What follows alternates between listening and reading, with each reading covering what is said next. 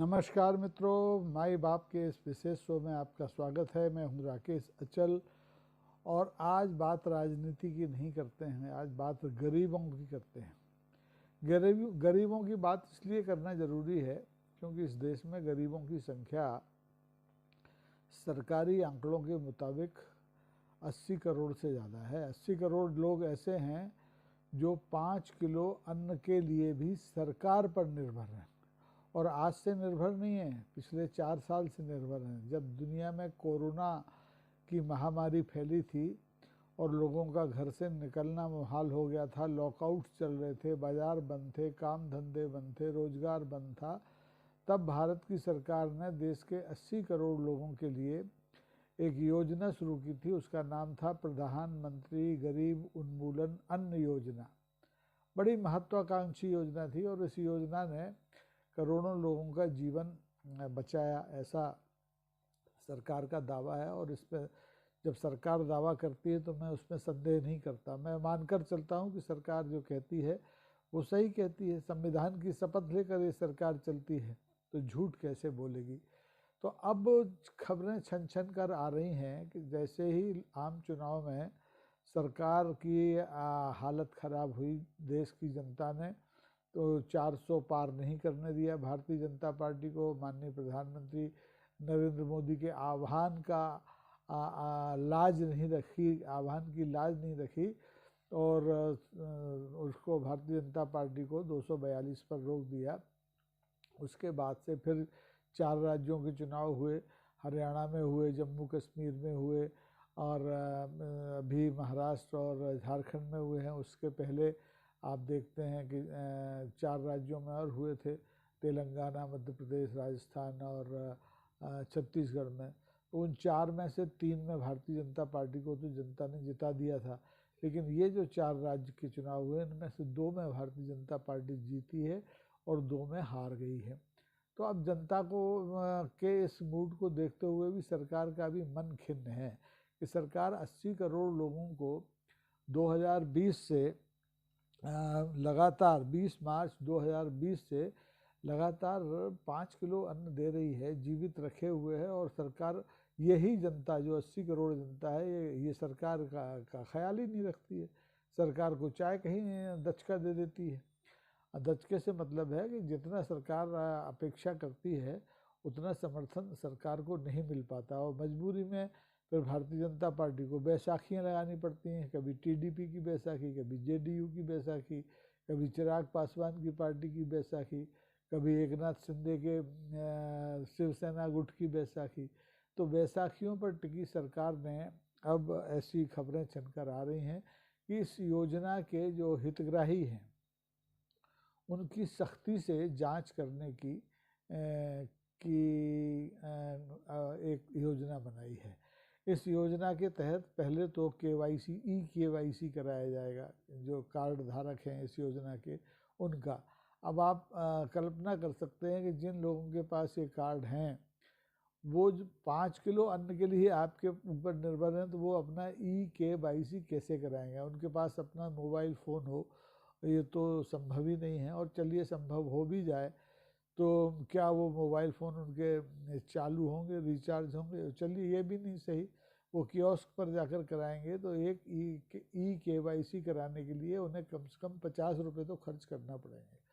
तो शायद इन 80 करोड़ में से 1-8 करोड़ ही ये काम करा पाए। मुश्किल काम है, लेकिन सरकार जब सोच लेती है तो करा के मानती है। सरकार ने तय किया है कि अगर केवाईसी नहीं होगा इन मुफ्त के अन्न पाने वालों का, प्रधानमंत्री गरीब उन्मूलन अन्न योजना के हितग्राहियों का, तो उनका राशन बंद कर दिया जाएगा। और एक वजह तो ये हो गई, गुस्सा है सरकार। दूसरी वजह ये है कि सरकार को शिकायतें मिल रही हैं, लगातार शिकायतें मिल रही हैं कि इस योजना में बड़े पैमाने पर धोखाधड़ी भी हो रही है, जालसाजी भी हो रही है। जो स्वार्थी तत्व हैं, जो गिरोह हैं, उन्होंने फर्जी राशन कार्ड बनवा करके बड़ी तादाद में इस अन्न को, जो मुफ्त का अन्न है, इसको हड़पने का सिलसिला शुरू कर रखा है और 2020 से ही हड़प रहे हैं। अब तो हम 2025 में आने वाले हैं, 24 का आखिरी महीना चल रहा है। तो ऐसे में क्यों ना इस योजना की पुनर्समीक्षा की जाए, उसके हितग्राहियों की जांच पड़ताल की जाए कि भाई जिनको सरकार मुफ्त का अन्न दे रही है वो सही लोगों तक पहुंच भी रहा है कि नहीं पहुंच रहा है। अच्छी बात है, होना चाहिए।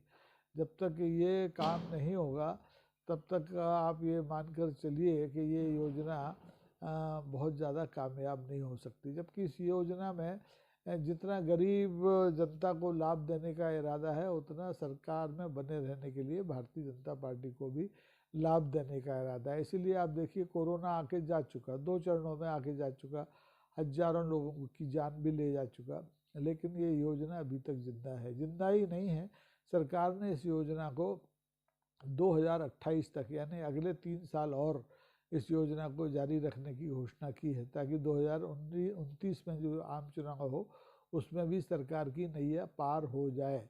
अब ये राजनीतिक दृष्टि से ये बात लोग कहते हैं, मैंने भी शायद राजनीतिक दृष्टि से कहा हो, लेकिन आप इसको अन्यथा मत लीजिए। लेकिन मैं आपको बताना चाहता हूँ कि इस योजना के तहत जो डबल सांसद इंजन की सरकारें हैं उनमें ही सबसे ज़्यादा धांधली हुई है, ऐसे ऐसे तथ्य मिले हैं। और इसका सबसे ज़्यादा बड़ा प्रमाण ये है कि अकेले उत्तर प्रदेश में 90 लाख जो कार्ड थे वो फर्जी पाए गए। और तो अब जब इतनी बड़ी तादाद में अकेले उत्तर प्रदेश में 90 लाख फर्जी कार्ड पाए जा सकते हैं, तो आप कल्पना कीजिए कि कितने प्रदेशों में डबल इंजन की सरकार है और वहाँ कैसे कैसे लोग गरीबों का अन्न हड़प रहे होंगे। आपको जानकर हैरानी होगी कि इस योजना के तहत सरकार अभी तक 7 चरणों में कोई 2.13 लाख करोड़ रुपए की राज्य सहायता खर्च कर चुकी है। और ये बहुत बड़ी रकम होती है, कई कई राज्यों का तो इतना बजट भी नहीं होता है। और आप देखें कि इस योजना के तहत जो सरकार है हर साल करीबन 11.80 लाख करोड़ रुपया खर्च करती है। एक बड़ी रकम है जनता को पालने के लिए।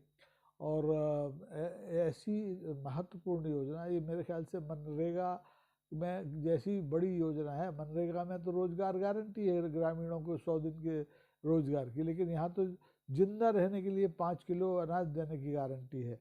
तो इस योजना को सरकार मुझे लगता है कि बहुत दिनों तक राज्य सहायता के जरिए चला पाए, ऐसा मुश्किल दिखता है। तो लेकिन चूंकि घोषणा तो हो गई है कि ये 2028 तक चलेगी, तो योजना तो चलेगी, लेकिन योजना की कठोर और समीक्षा की जाएगी। फर्जी राशन कार्ड धारकों को हटाया जाएगा, उनका KYC कराया जाएगा। अब ये कैसे होगा, क्या होगा, ये सरकार जाने। सरकार के पास कोई ना कोई तो योजना होगी, क्योंकि बिना सत्यापन के किसी को आप अगर मदद कर भी रहे हैं तो ये भी ठीक नहीं है। ये राज्य सहायता का दुरुपयोग है, जनता के पैसे का दुरुपयोग है। राज्य सहायता कोई सरकार तो नोट छापती नहीं, सरकार को जो पैसा मिलता है वो जनता से टैक्स के रूप में मिलता है, बाकी सरकार उधार लेती है, कर्ज लेती है। तो इसलिए इस योजना के दुरुपयोग को रोकने की बात चल रही है।